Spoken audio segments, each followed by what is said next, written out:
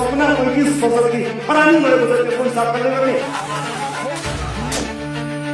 अब नेपालले यो गरिबी सहन सक्दैन अब नेपालले यो विनोद सहन सक्दैन र पर्दैन मेरो स्वर्गीय आमाको तस्बिरमा हेरेर मैले भने आमा बालनले देश बनाउँछ युवाहरूमा आशा जगाउँदै राजनीतिको अर्थ बदल्ने नारा लगाउँदै अहिले रगत लखपतिको सरकार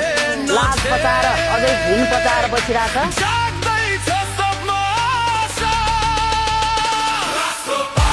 घन्टीले जित्दा जित्दा सारी घन्टीले जित्दा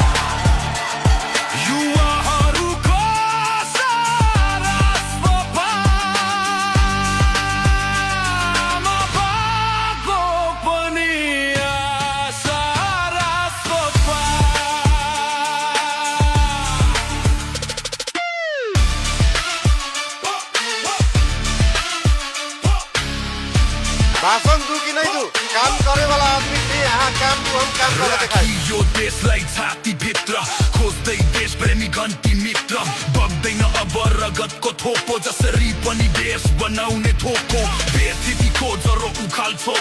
भ्रष्टाचार त फाल्छौ होनहार सबलाई चुताउँदै फैलाउँदैछौ आशा